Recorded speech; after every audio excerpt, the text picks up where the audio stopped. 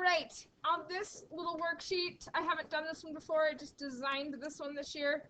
What we're going to start doing is learning about Venn diagrams. So I want to take the two-way tables we were doing earlier in the week and rewrite the information as Venn diagrams. So notice I've got the same exact example from your last worksheet about who has cats and dogs and no cats and stuff like that. But notice I took the totals out. So when I created the worksheet in the first place, I left the total spaces in, and that was confusing some students.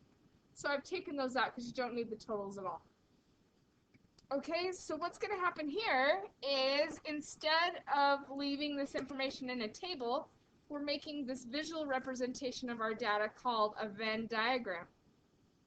So we have two circles, and each circle represents a set of information. In this case, our two sets of information are going to be people that have a cat. So I'm just going to label that circle has a cat. And then people that have a dog. So I'm going to label this circle. Ugh, I don't like my handwriting. I'm picky. Fixing it. Okay. Have a dog. Okay. So now, do we have kids that have a cat and a dog? Are there kids that have a cat and a dog in our table? Yes, there are 8 of them, right? 8 students have a cat and a dog. So that goes in the middle, just like the Venn diagrams you were just making where you put the stuff you have in common in the middle. So this circle, these kids have a cat, and this circle, these kids have a dog. I guess I used a different grammatical thing than in the table. Oh well, we know what we're doing. Okay, so these 8 represent where the two circles overlap for kids that have both a dog and a cat. Okay? Then we have this number here that represents kids that have a cat but don't have a dog. So that would be in the cat circle but not in the dog circle. So those 4 go here. How many kids have cats total? Which you can just add those numbers together. 4 plus 8 is 12. So we have 12 kids that have a cat, right? Some of them also have dogs. But all 12 of those numbers are written in our cat circle. Then here we have 12 that have a dog but no cat. So that 12 goes here because they would be in the dog circle but not in the cat circle. So together, these two numbers, the 8 and the 12, add up to the number of kids that have dogs. So that's 20 kids that have dogs, right? Now, some of the students in the class don't have a dog or a cat. So that would be a 6, and notice how I'm going to put that number outside of the two circles. It doesn't fit in this set, and it doesn't fit in this set. But it does fit in this rectangle, which is representing the set of kids in this class. So if we were to add all 4 of these numbers together, 4 plus 8 plus 12 plus 6, we get the entire set of the kids in the class. So that adds up to, what was it? Let's see, 12 plus 12 is 24. It was 30, right? If I remember right. So the entire square represents kids in the class. We don't need that in our chart. In the class, sorry, I can't talk about something else and write this at the same time. We don't need to write that number anywhere in our chart. I just want to show you that when we have those totals, we have the same totals here, we just don't write them down. We can quickly find them by adding the numbers together that we want to know the totals of. Does this make sense? Does anyone have any questions on this? Give me a thumbs up, thumbs down on how you're feeling about taking this chart and turning it into the Venn diagram. Some of you aren't listening to me. You know, when I said I was recording a video, I still meant I was talking to you guys too, right? All right, so we're good? I don't see any thumbs sideways or down. We're good? Let's go ahead and do the next problem together, though, because this one's weird.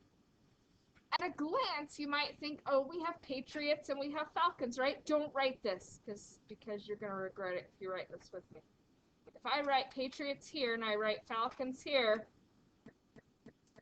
do I have any circles that include being happy or not happy? Nope.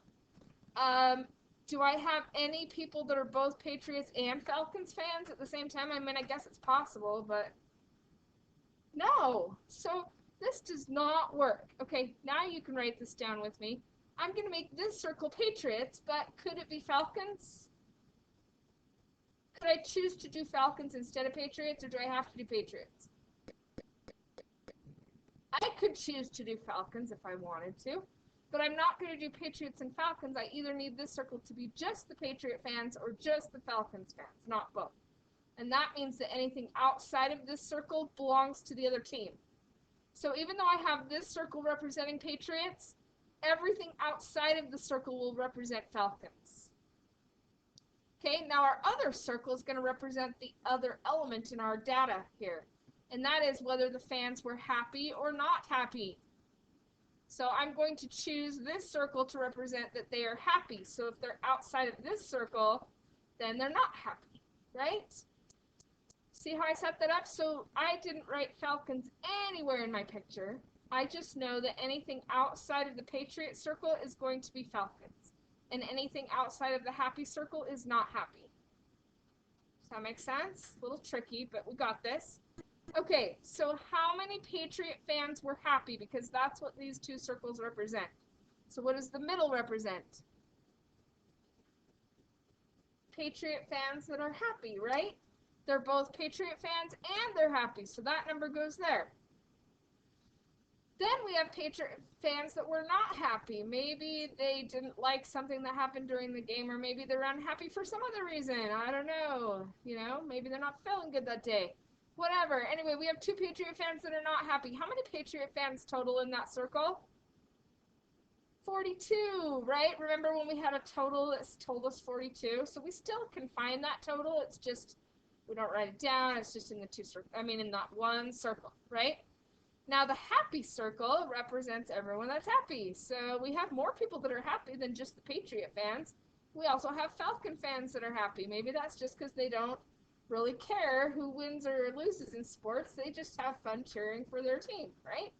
So they stay happy regardless because they got to go to a football game. So woohoo!